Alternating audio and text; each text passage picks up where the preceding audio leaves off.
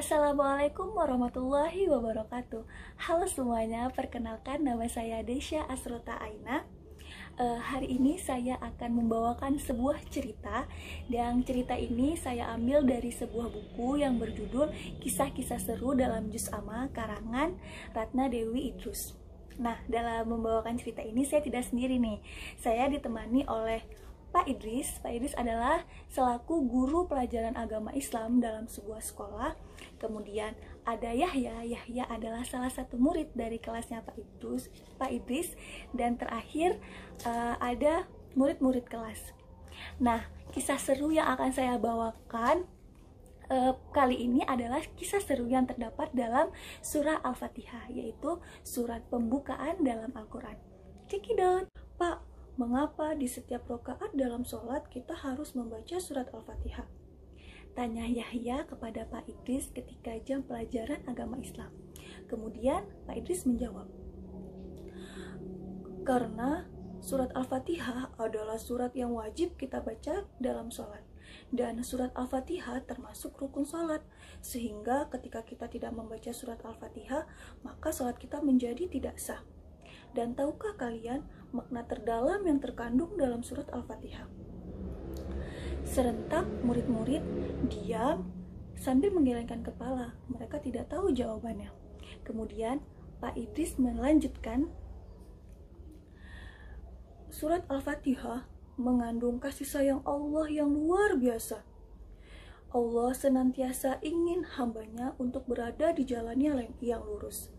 Sehingga ketika kita membaca surat Al-Fatihah dalam sholat, seolah-olah kita sedang berbicara kepada Allah Subhanahu wa Ta'ala. Berbicara dengan Allah? Tanya salah satu murid yang tidak percaya dalam kelas.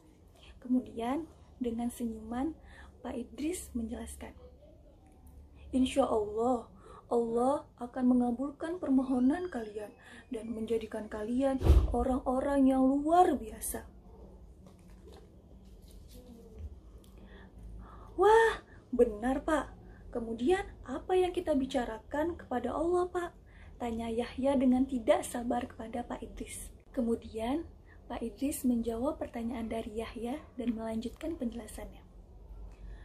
Sesungguhnya Imam Muslim telah meriwayatkan Rasulullah SAW bersabda, Allah Subhanahu wa Ta'ala berfirman, sesungguhnya aku membagi sholat, maksudnya di sini adalah surat Al-Fatihah, untukku dan untuk hambaku menjadi dua bagian, dan untuk hambaku apa yang ia minta. Apabila hamba mengucapkan Alhamdulillahirabbil alamin, Allah berfirman, hambaku telah memujiku. Dan apabila hamba mengucapkan Ar-Rahmanir-Rahim, Allah berfirman, hambaku telah menyanjungku. Dan apabila hamba mengucapkan Malik Yaumiddin, Allah berfirman, hambaku telah menyanjungku.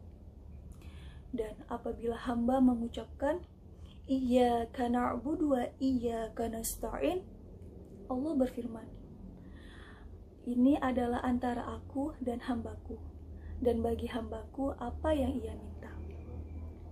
Dan apabila hamba mengucapkan ihdinas siratal mustaqim siratal ladzina an'amta 'alaihim ghairil maghdubi 'alaihim waladdallin, Allah berfirman, ini adalah untuk hambaku dan hambaku apa yang ia minta.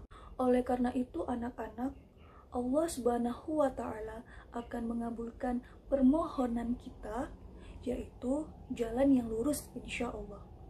Akan tetapi doa ini harus dibarengi oleh usaha kita untuk terus berada di jalan yang lurus, dan jangan malah mendekatkan diri kita kepada jalan yang sesat dan dimurkainya. Nah, kalian tahu nggak apa sih jalan yang lurus itu?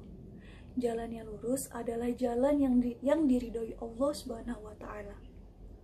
Apabila usaha dan ibadah kita telah diridhoi Allah Subhanahu wa Ta'ala, maka dari situlah kita akan menjadi orang-orang yang luar biasa. Nah, hadis ini juga menjadi salah satu rahasia mengapa kita diwajibkan untuk membaca surah Al-Fatihah di setiap rakaat kita dalam sholat.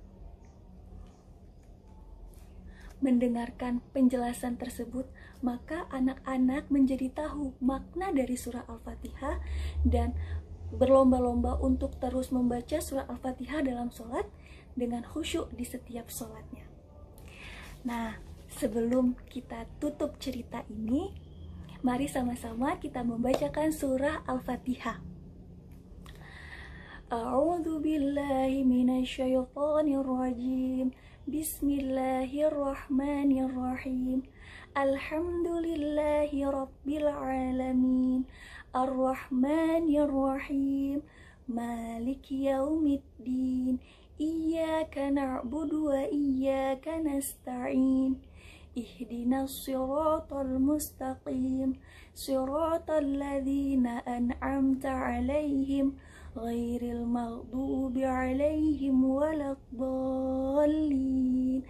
Amin amin ya rabbal alamin. Mungkin sekian untuk cerita hari ini. Wassalamualaikum warahmatullahi wabarakatuh. Dadah.